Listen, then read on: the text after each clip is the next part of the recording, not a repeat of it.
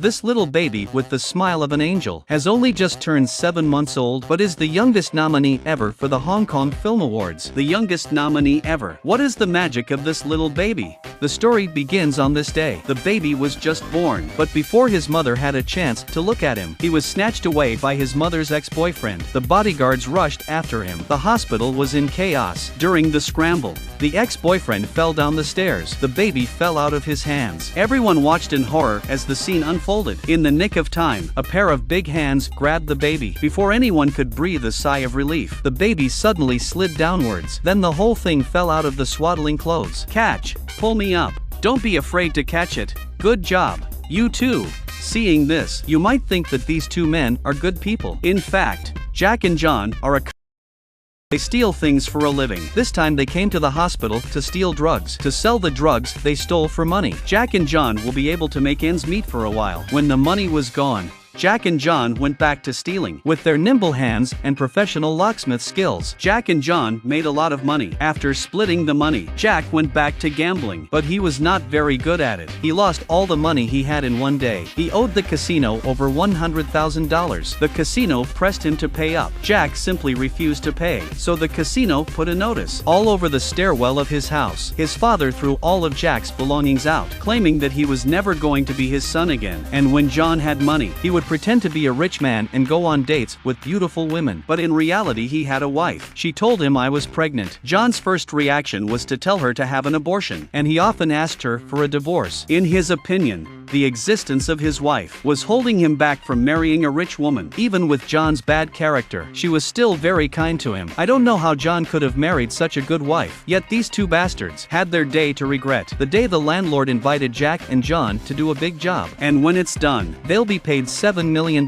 Jack and John are in need of money. It's a job they can't afford to give up. Infiltrating the target house, Jack consciously searches for the money. But when he turns his head, he sees the landlord stealing the owner's baby. Jack rushes to stop it. He accidentally set off the alarm. They had to get out first. Jack persuaded the landlord to give the baby back. They were thieves, but they don't sell people. It's against their principles. But the landlord told Jack and John the baby was the mission. The buyer meant no harm. They just wanted to do a paternity test on the sly. But Jack and John never felt good about it. The landlord finally told the truth. The reason he'd taken on such an assignment, it was because all the money in his safe had been stolen. And with that statement, Jack and John are instantly reminded of what happened to them. What would they choose to do in the end? $7 million in commissions, or being a good person with good morals? What would you choose? These three men ended up choosing the former. They stole the rich man's baby. To avoid detection, they drove off in a car on the road. The car went down a hill when they didn't do it right. The police were about to arrive. The landlord told Jack and John to go first. He stayed here to stall for time, but Jack and John had just taken the baby back to their house. But the baby suddenly burst into tears. Jack and John were very distressed. They had to keep trying to make the baby happy. When the baby was finally calmed down, the landlord's wife came into the living room. To keep the baby from being discovered, Jack hid the baby in his own clothes, but the baby mistook it for a bottle. Jack had a pained look on his face. The landlord's wife seemed to hear the baby's voice. She looked around for the baby. John had no choice but to hide the baby in the washing machine. But Jack didn't know. The baby was rescued. The baby cried out again. Jack and John had no choice. They had to keep singing to the baby. When the baby smiled, they finally relaxed. But on the third day, the landlord called to say he would be in jail for a few more days. So for the next few days, they would have to look after the baby. Thinking about the pain of last night, Jack and John felt their lives were in ruins. Acting as temporary fathers,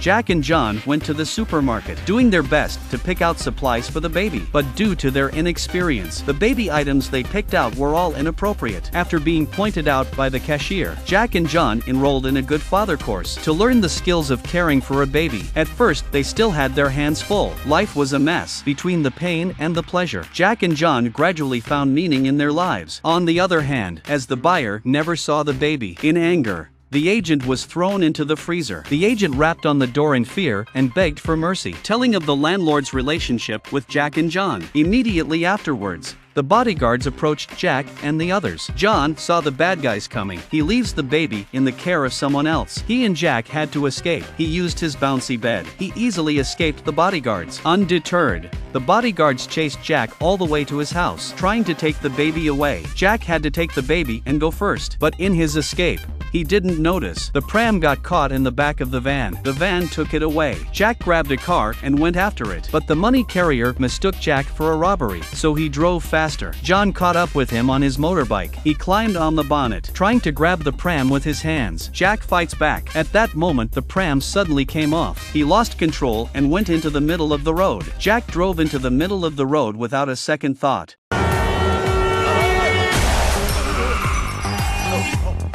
The bouncers didn't make it back to the baby. They took the landlord with them. The buyer put up the agent's body. The landlord was given the choice of money or life. For the money, he could increase the commission to $3,000 as long as they handed over the baby to him. Tempted by the money, several people eventually handed over the baby to the buyer, but they soon regretted it. After taking care of the baby for so long, they had all grown attached to the baby. Watching the baby's back as he left, they were heartbroken. They decided to take the baby back. John was trying to get away from the bodyguards. He climbed onto the Ferris wheel with the baby, but as soon as he put the baby on it, the Ferris wheel was set in motion. The baby suddenly fell several dozen meters from the wheel and fell. Everyone in the room was shocked by this scene, but Jack caught the baby in time. Just as Jack was about to take the baby away, John, his companion, was suspended in midair by the bouncers. If Jack didn't hand over the baby, John was going to die. Jack had no choice but to compromise. The baby was delivered to the buyer, and the buyer was the father of the man who died in a hospital fall. He couldn't accept his son's death, so he tried to take his son's ex-girlfriend's baby. He wanted to prove that the baby was his son's bloodline, but he was doomed to be disappointed. The baby had nothing to do with his son, so he took the baby to the freezer and placed it next to his son's body. The baby was buried with his son in place of his mother. Jack and John saw the baby in the freezer. They realized something was wrong. They tried to get the baby back, but they were stopped by the bouncers. The baby is frozen in the freezer and crying. Jack was in a hurry. He had to keep attacking the bouncers. The baby's voice was getting quieter and quieter until it was gone. Jack thought of the terrible outcome. He rushed to drive his quad bike. He broke through the bouncers. Jack and John hurried into the ice house. The bodyguard followed closely behind. The door to the freezer was accidentally